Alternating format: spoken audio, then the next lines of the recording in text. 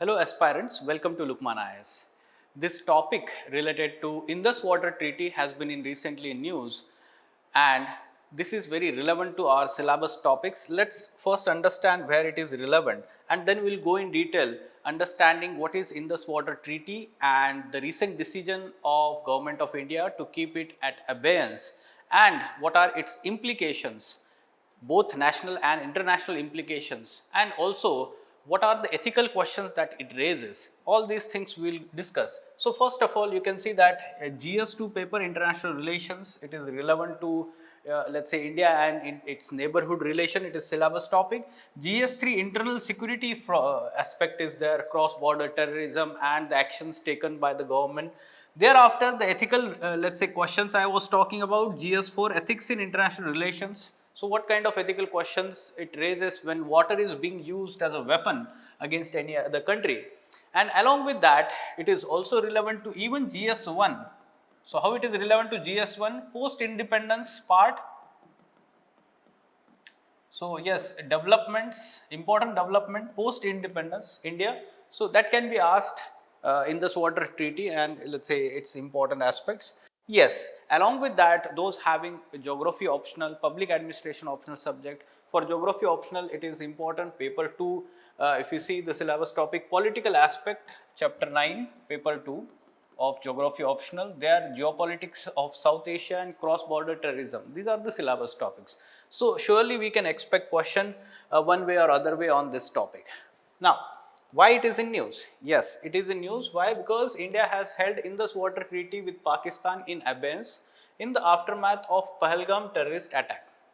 Yes, so that's why the government of India has taken this decision, and at the same time this decision has been criticized in different, let's say, political platforms and international platforms. Along with that, we can say government is also planning monthly flushing of Salal and Baglihar dams. So these dams on Jhelum, we can say river, and along with that there are several dams on Chenab river that are being built, runoff river projects. So government of India is looking into how that treaty can be kept on hold and what kind of, let's say, diversion of water can be let's say undertaken. But let's try to understand the nitty-gritties involved here in this treaty. Before that, we will understand what are the basics. Okay, let's go back to 1960. And yes, this treaty was brokered by World Bank between India and Pakistan. It was signed in 1960.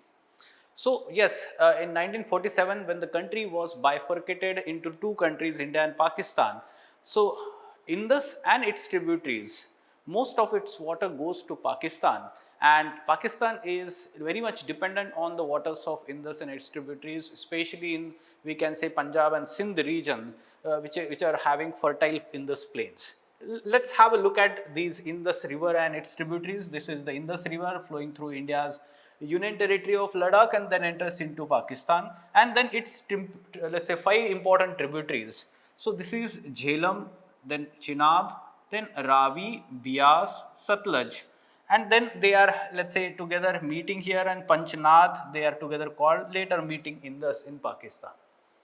Now what this treaty entails? Yes, this treaty entails that the westernmost three rivers, so westernmost and easternmost, this is how they have divided. So westernmost Indus, Jhelum and Chenab, these three rivers, its waters, about 80% of waters of these rivers will directly go into Pakistan, and India can use only 20% of waters of these rivers, while the easternmost three rivers, that is, let's say, Ravi, Bias and Satluj, the waters of these rivers can be used by India in an unlimited manner. Now, there is specific fact about this, let's say, water sharing, that Pakistan has been allocated 135 MAF annually from these western rivers in the Chenab and Jhelum. What is MAF? Million acre feet. Million acre feet measures water volume equaling 1 million acre feet, where 1 acre feet is water covering 1 acre to 1 foot deep. So this much amount of water is basically supposed to go inside the Pakistan from these westernmost three rivers from India. Now, some, let's say, unique comparison has been done here. 135 MAF can annually irrigate 11 to 16 million hectares of rice, covering nearly 40% of India's rice fields. Fill in 23 Bhakra dams, meet the water needs of 88 Delhi-sized cities, represent 8.6% of India's total freshwater resources. So it is huge amount if you see the facts here. Along with that, this treaty has stood the test of time. If you see the three full-fledged wars fought between India and Pakistan, 1965, 1971, and even 1976, and Kargil War of 1999. So it shows that this is the only positive thing that India-Pakistan shares in terms of its relationship, and there has been ups and downs several times. Despite of this, this treaty has, let's say, held its position from the both sides. Now, what are the working mechanisms of this Indus Water Treaty? Because there can be specific question.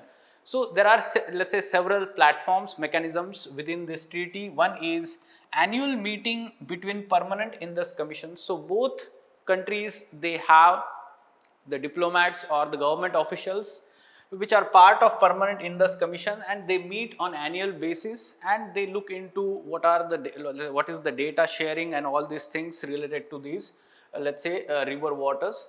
Now, Indus Water Treaty dispute resolution mechanism is very important here. There are three aspects of this mechanism. One is bilateral consultations, first one. Second is neutral expert analysis, and if needed, third one, mediation through a court of arbitration. So these specific things you should know about this Indus Water Treaty. Now let's try to understand in past how this treaty has worked out. India's hydropower infrastructure development. In recent past, there has been, let's say, several developments, especially the dams being built across Chenab and its tributaries.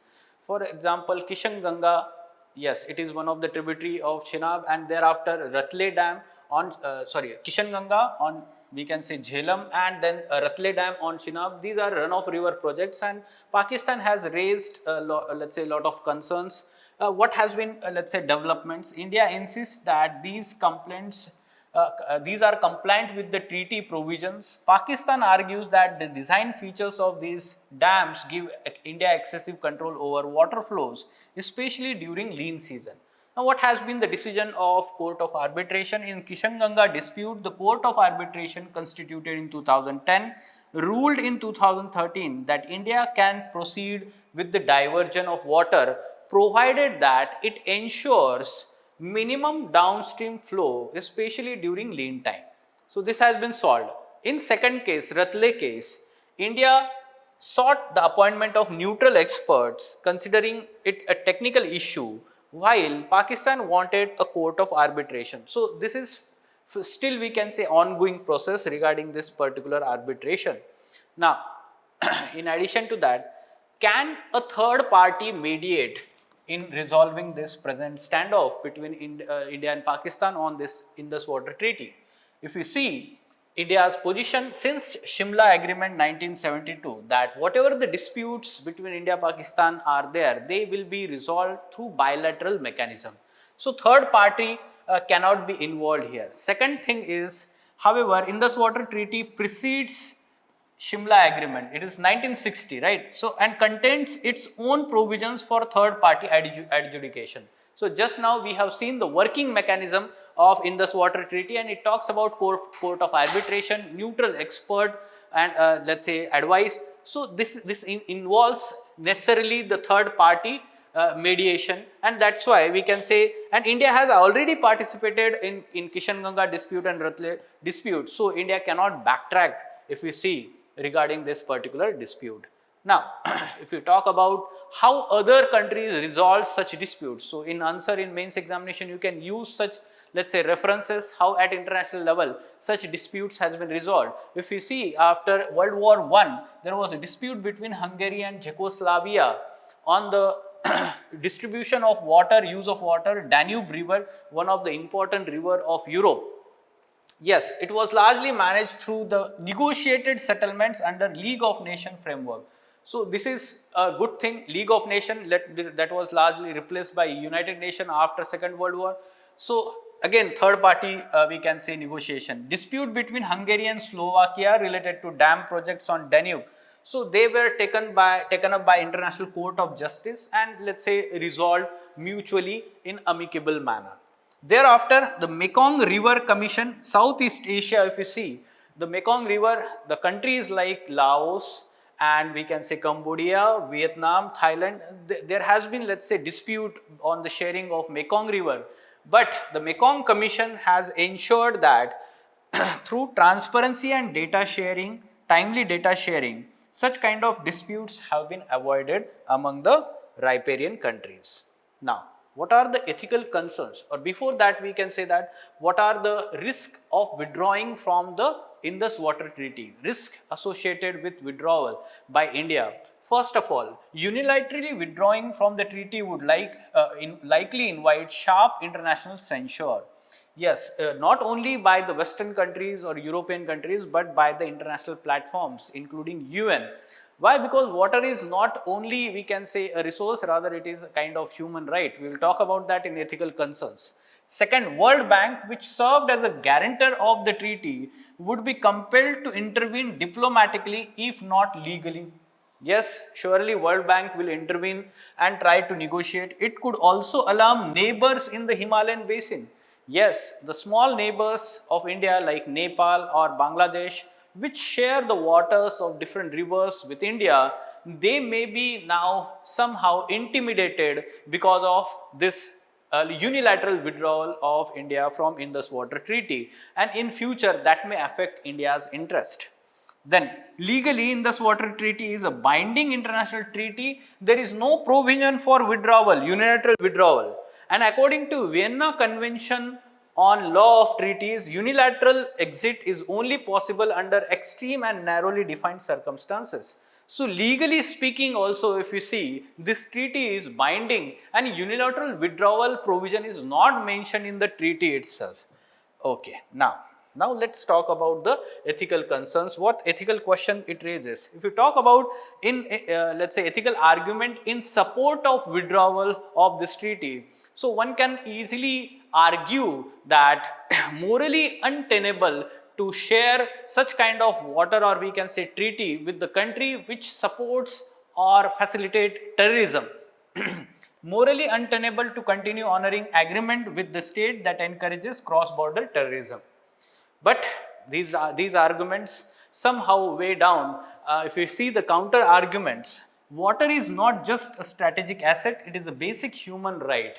And we can say that since ages, the water has been shared by different kingdoms. It's not, we can say that, yes, of course, it has been the topic or subject of dispute, contention between the empires or countries in the past. But they have resolved this amicably because it is a human right. If the water is not, let's say, Indus and its tributaries, its water is not going into Pakistan, it may face a lot of problems. It would be a kind of collective punishment. Yes, the common people, or let's say innocent people, will face food insecurity, drought, and we can say famine-like condition in Pakistan. Yes, even in the theater of national security, collective punishment violates the moral norms. Yes. So, yes, collective punishment. So, in the name of, let's say, counter-terrorism measures against the Pakistan, if we take such kind of decision, it is going to harm the innocent lives there, and that's why it is called as collective punishment, which is immoral. Now, cascading effect can unilaterally affect India's interest in long run. Just now I was telling you about how the other neighbors like Nepal or Bangladesh will see this situation and can threaten to, let's say, stop the supply of waters. If Nepal decides like that, then it can affect the, let's say, waters going into the Uttar Pradesh like Ghagra River or Kali River. Goes against the environmental ethics also. Yes, environmental ethics says that the eco flow or minimum amount of flow should be there in the river channel to ensure the river ecology, and it is not being held. Why? Because India, by, let's say, keeping this treaty at abeyance, that means the waters will be diverted and will be used for other purpose in India. That means the river ecology is going to get affected. Also, India's image as peace-loving country and the country which focuses or adheres to rule-based order.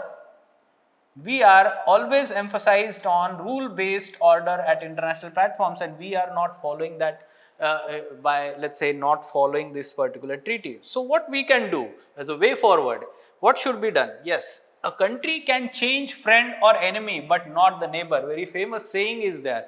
You can use that in essay also or your answer.